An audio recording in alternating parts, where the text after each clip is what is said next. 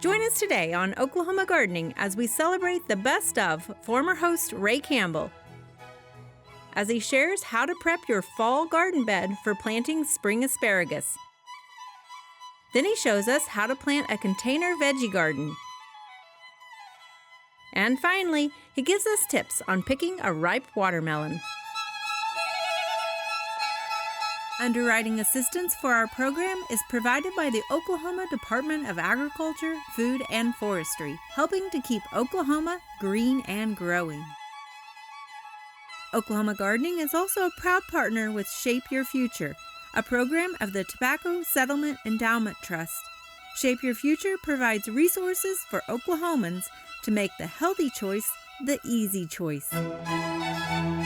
Oklahoma Gardening's 50th anniversary.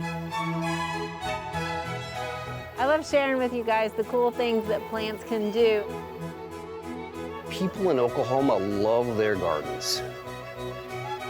I feel like this is the people's show. We all know we're working towards the common goal, and that's to produce the best quality television and information for our audience.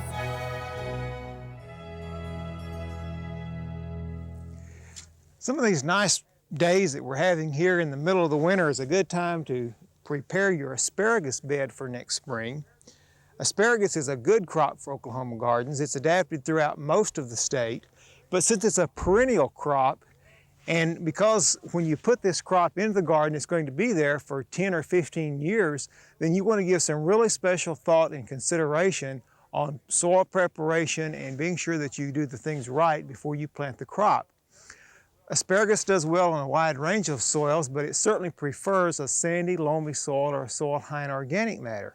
And if you've got an area in your garden that is relatively high in clay content or a tight soil like we have here, then about 2 months before you plant your asparagus, you may want to get out and dig a trench such as we've dug here, or just dig individual planting holes and fill this in with some sort of an organic matter and do some other soil amendments so that this soil will be in good shape in time to plant next spring. Now in the garden here, I've gone ahead and dug a trench about 8 to 10 inches deep, and we're filling this in with manure and with compost. And this is going to give us adequate time for this manure and compost to go ahead and decompose more, so that when we get ready to plant our asparagus in here in February or early March, we'll have a nice, well-prepared soil. Another tip that you might want to think about in planting asparagus in the garden, or when you plant any perennial crops for that matter, not only asparagus, but also strawberries and blackberries and some of the other perennial crops, is to put these in an area of your garden sort of to the side, an area where they're not going to be in the way when you're not utilizing that crop, and you won't have to continue to be moving around them if you're trying to plant the other parts of the garden. So we've put these into one edge of the garden and have all of our perennials here together. Now, asparagus is one crop that also can tolerate higher pHs than some of our other crops can. And so if you have your soil tested and you find that the pH of the soil is below 6.5 or so, you may want to add some lime to bring this up. Now is a good time also to add lime at the same time you're preparing the soil or supplying the soil with organic matter. Asparagus can stand a pH up to about 6.8 to 7. It can also stand a little higher salt content than can some of the other vegetable crops in the garden. And so you see it can tolerate some more adverse conditions than some of our other crops can.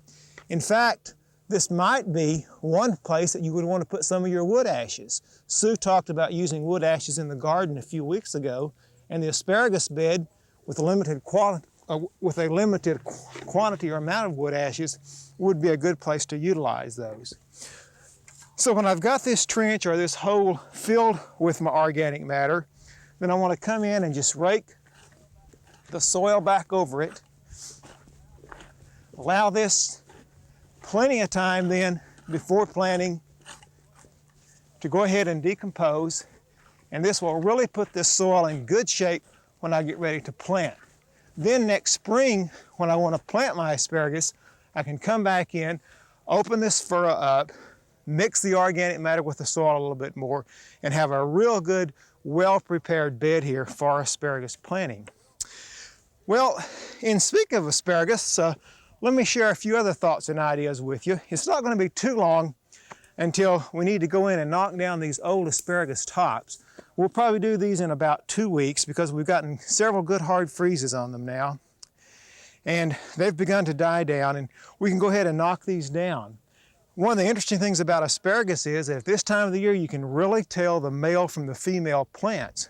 And asparagus does have male and female plants. To move asparagus in your garden or take your old row and divide those plants up, you can also do that pretty quickly now. Anytime that we know that the asparagus has really hardened off well with several hard freezes, we can go in and lift out some of those crowns. And if you're going to be moving an old bed, then you may want to take special note to those plants and move only the male plants or those without the berries. Now we've dug a crown here just to give you some idea of the size and the weight of these things. This is a crown here that has been in the ground for about 5 to 6 years, and actually I've already removed part of it, so it was a really large crown. Now, when you get ready to move your asparagus, and let me emphasize that the proper time to really plant asparagus is in February or March, or about 2 months later than right now. But you can go ahead and move some of these old crowns now if you wish. But when you do this, you will dig the crowns up like this, and then we can break those apart and separate them by some of their natural dividing spaces there, and plant just that portion of the crown then with the little spears or the that are beginning to show there into the soil, much like this. We'll probably be giving you some instructions next February, March on how to plant asparagus, but now is the time to be out there to be thinking about preparing that soil, because as I mentioned, asparagus is a pretty crop. It'll be in the ground for 12 to 15 years, giving you adequate to actually very excellent yield in some parts of the state. And so the time that you spend in preparing that soil now before planting will certainly pay off in the future. We had a graduate student in agricultural education at one time that was doing a research study on how well Oklahoma State University was recognized and known throughout the state. Mm-hmm. And part of his research was that he compiled a list of names of people associated with Oklahoma State University and had people respond to that on the people that they recognized as most connected with Oklahoma State University.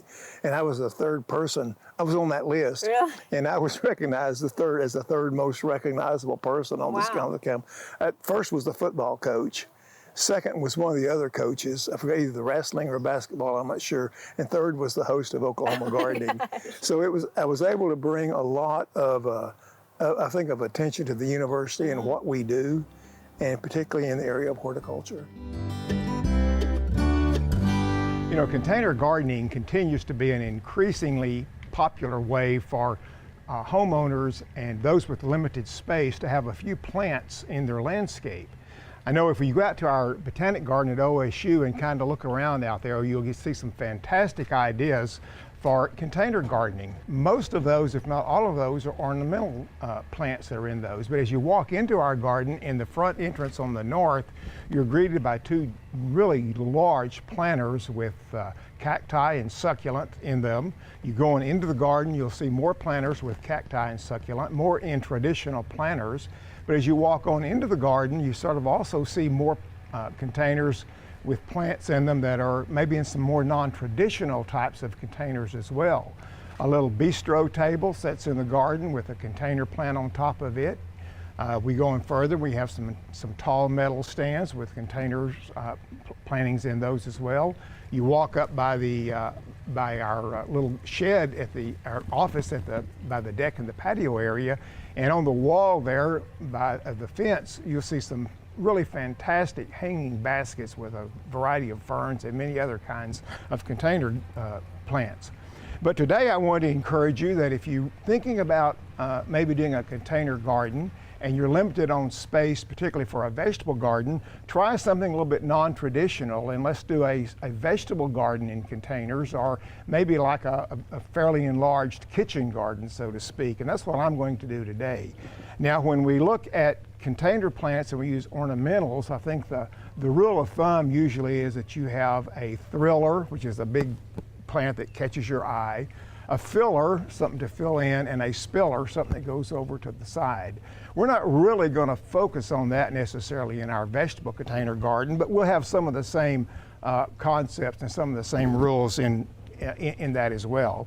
But the first thing we want to do is choose the container, of course, and I'm using a little non-traditional container, maybe from some types of container plants, and I think this is very fitting for what we're going to do. And you know, while this works well in a traditional pot of any kind, whether it's a clay pot or a plastic pot or whatever kind of pot, I kind of like this because it's just an old wash tub. Be sure though, whatever kind of container you use, that we have a hole for drainage in the bottom. And I really want to make that as a very important point in this particular little exercise we're going to do. So I have a nice container with a hole in the bottom. I'm going to go ahead and fill that about halfway up right now with this potting soil. This potting soil here is a little heavy and mainly is just made up of ground pine bark, some peat moss, and some vermiculite. And it's kind of heavy, but yet it works pretty well. And I'm just going to put it in the bottom of the container here. And then I'm going to go with a lighter mix on the top. This is a mix of also peat moss, pine bark, perlite, and also has some slow-release fertilizer in it. So we're going to get a little bit of nutrient benefits from using that. Of course, any potting mix that you buy at your local nursery or garden center or your garden supply stores is fine to use. I do like those that have a little bit of slow release fertilizer in them though, because it just kind of gives us a little bit of extra boost as far as the nutrients needs of the plants are concerned. And then it's just a matter of deciding what plants we're going to put in there. And I'm going to put a variety of plants in there, using plants that are dwarf types of plants that primarily are designed for this particular type of container. Today I have a new, fairly new variety of tomato. It's called Red Robin, and the Red Robin is a cherry tomato. It will produce all season long. I'm going to put it right here. It's pretty close to the center. I have another little tomato called the Patio. It's a standard sized fruit tomato. So we have both the little cherry tomato or the salad tomato as well as the slicer tomato in the Patio. And I'm going to start out with those in the center and then deciding what else I want to put in there. In keeping with the tradition of using some plants that can be used, you know, throughout the cooking or the utilization in the house, I've got two cucumber plants here. These are Bush Champion. I've started those from seed, and I'm going to plant one of those on either corner like this. Put my label there so I'll know what it is. Put another one on this corner. And these will give us a little bit of that spiller effect, because although they're bush cucumbers, they're going to make a little bit of a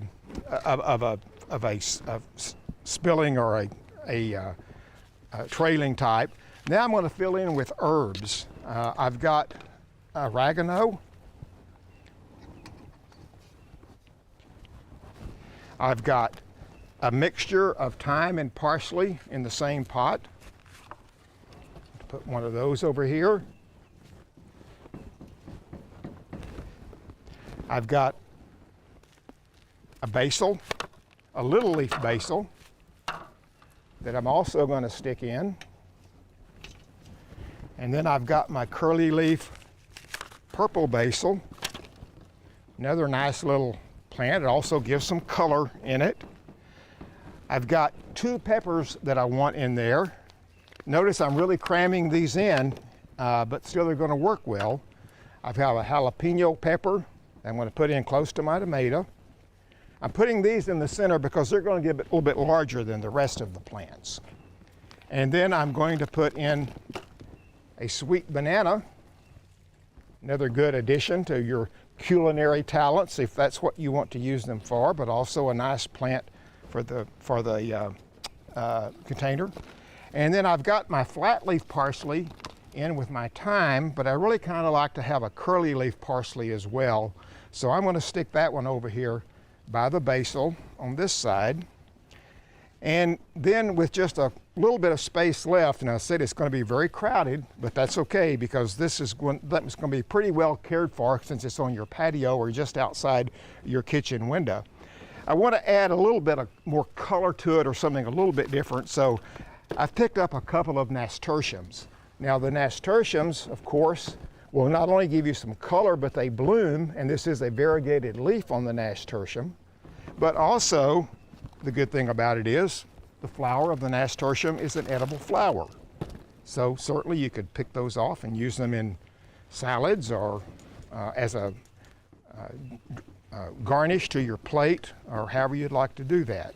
So we have a really nice little container garden here, primarily of vegetables. Our tomatoes, our peppers, our bush champion cucumber, our herbs, and then just the nasturtiums for color.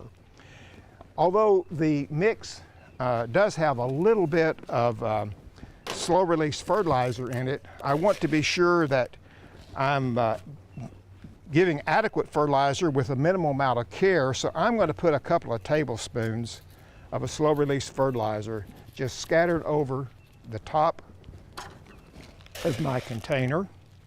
And actually this should really be enough nutrients for these plants or enough fertilizer for these plants or food for these plants for probably 2 or 3 buds. So I'll water it in good. Then we can set it in a bright sunny location just outside the door on the patio or the deck, and voila, you've got a very nice little vegetable garden in a contained place that you can enjoy throughout the summertime with a minimum amount of care. Primarily it's just keeping it watered and harvested.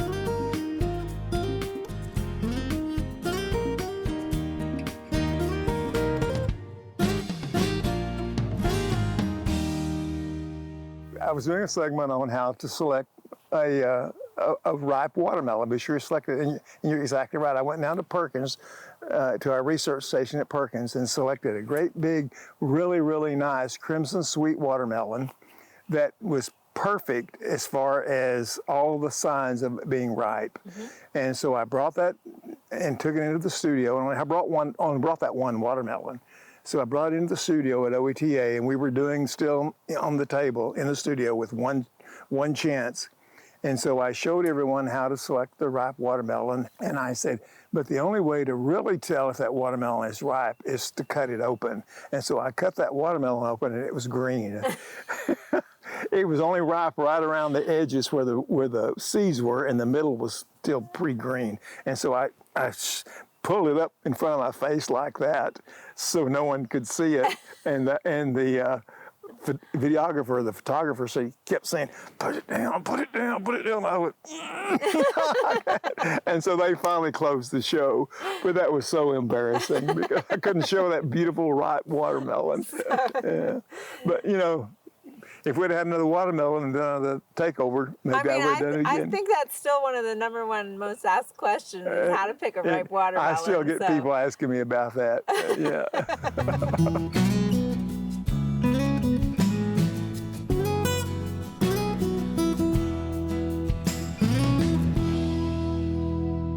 We're back out here at the OSU Student Farm, and joining me today is one of my favorite people, Ray Campbell, former host of Oklahoma Gardening. Ray, good to be here, Casey. Thank you so much. And you're going to redeem yourself a little bit, right? We're going to find us a ripe watermelon today. We're not live, don't worry. Okay, yeah. I'm gonna do my best. Okay, yeah. But as you saw on the clip earlier, this was way back. Not long after Oklahoma Gardening first started, back in the mid-'70s or maybe even early '80s. And we were doing the show at OETA on the tabletop demonstration, and they were showing how to do a ripe watermelon, how to choose a watermelon that was ripe. And I only had one watermelon, and I didn't have a chance to redo it. And I went through all the signs of what makes a ripe watermelon ripe to the eye and to the feel. And then we cut the watermelon, and lo and behold, it wasn't ripe. And we got a few backups here, just in case. Yeah, got some backups today. So the good thing about it being live, though, is there's no evidence of that tape. Well, that's good too. Yeah. Okay. Yeah. So maybe I can redeem myself because I do know how to choose a good watermelon. Correct. I've proven it over and over again. And this is watermelon season still in Oklahoma. It will be for still a few more weeks. It's been a very good year for watermelons. We just recently had the Watermelon Festival in Rush Springs, Oklahoma, the watermelon capital of the world. And so everybody goes down there and takes a look at the melons. With all these melons, how do you know that you're going to get a good ripe watermelon? Right. Well, there are some signs that point that way. Okay. And one of the signs that we want to look at is the stem. Ideally, you'd like to get a watermelon with still some of the stem on it. Okay. Because that way you have a better chance. If there's still a curl or tendril on the stem and it's really, really dried up, that's a pretty sure sign that the melon is ripe. And also the watermelon stem close to the melon itself will have little hairs or fuzzy like growth on it. If those are still there and very prominent, the watermelon is probably not ripe. It's probably still green. Because it's still taking up water to make those hydrated, right? Exactly, Yeah. yes. And then if it gets smooth, like this one's really smooth, then that watermelon is a good chance that it's ripe. Okay. Another thing I like to look at is what they call the ground color. It's where the melon was on the ground. And if that ground color is a nice yellow, smooth look, then that's a good sign that the melon is ripe as well. And you may see some webbing and scarring on the melon itself. And I wasn't really aware of this, but I read from the National Watermelon Board that scarring and webbing that you see on there is really a sign of good pollination. And the more there is of that on the melon, the sweeter the melon's going to be. So when this is a small ovary in the flower, that bee's in there actually scarring it a little bit. Scarring it. Okay. Yes, it is. Okay. That's exactly right. Interesting. And then this happens to be a crimson sweet, and that was the same melon we had in my big fiasco where I had green melon. And I like the crimson sweet because it also tells you something. You can feel the melon, and if the melon is smooth and waxy feeling, it's probably not ripe. But if you feel the melon, run your hand over it, and it's sort of a dull, dry feel and has little ridges on it. The good ripe watermelon will begin to ridge a little bit, like these do. And so, there's a lot of signs you can look for. And you were talking about the yellow belly, though. Yes. So, like on this one, you want to make sure it's not soft or... Exactly. This one's not soft, but there's a little bit of But if you look at the one on the end, I think it is down there, you'll see that it's even, the second one, I'm sorry, that one's probably even a little bit more. Yeah. And be sure and look at the blossom end. If the blossom end is soft, then that melon is way overripe. Okay. Yeah, these seem to be good, but this one has a little insect damage, but not all the way through. But you want to make sure nothing has gone through to the watermelon, right? Exactly. Check a good, you check it over good, inspect it. And then some people like to hit on it or thump on it and see what it feels like. I don't know, I get different sounds when I do that, so I'm not sure how reliable it is, but some people say, listen for a good hollow sound. If it's real hollow and it bounces back on your hand, bounces back, which this one does, it's probably ripe. If it's real dull and a thud is real dull, it's overripe. Okay. So let's take a look at these. And the best way, though, as I mentioned on my show back in the 70s, the best way to tell if a watermelon is ripe, of course, is the knife test. Okay. And so we get our knife. So that's the winning one, you think? This is the winning one. I'm going to try this one. If not, we got something to choose from. And it's nice when they already sort of crack it. Oh, yeah, there they cracked it a did. little bit, so that's a good sign. And I want to thank the people at the Student Farm for growing these melons. That's really a good addition to our daily bread food bank here in Stillwater, because that's look at that. Look at that. Beautiful, beautiful watermelon. Good crimson sweet melon, developed by Kansas State University. It's one of the choice watermelons to grow in Oklahoma still. And we'll just, okay, let's just cut that again.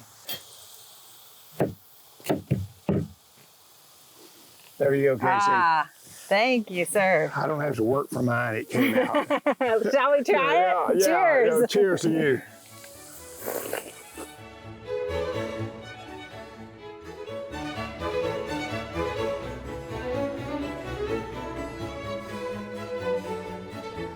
There are a lot of great horticulture activities this time of year. Be sure and consider some of these events in the weeks ahead.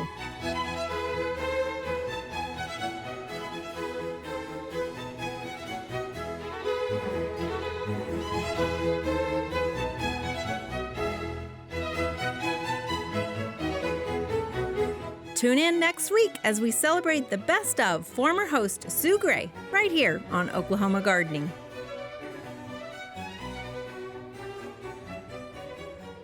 It's been a great deal of fun. I've enjoyed it. You all have been a great audience. We've enjoyed hearing from you. Now, next week, we're going to introduce you to the new host.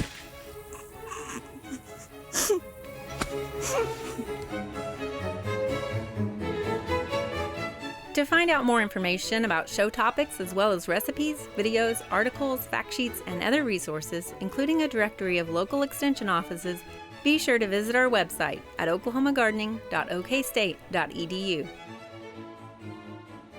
Join in on Facebook and Instagram.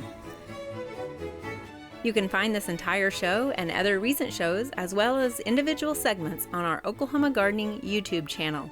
Tune in to our OK Gardening Classics YouTube channel to watch segments from previous hosts. Oklahoma Gardening is produced by the Oklahoma Cooperative Extension Service as part of the Division of Agricultural Sciences and Natural Resources at Oklahoma State University. The Botanic Garden at OSU is home to our studio gardens, and we encourage you to come visit this beautiful Stillwater gem. We would like to thank our generous underwriters, the Oklahoma Department of Agriculture, Food, and Forestry, and Shape Your Future, a program of the Tobacco Settlement Endowment Trust. Additional support is also provided by Greenleaf Nursery and the Garden Debut Plants, the Oklahoma Horticulture Society, the Tulsa Garden Club, and the Tulsa Garden Center.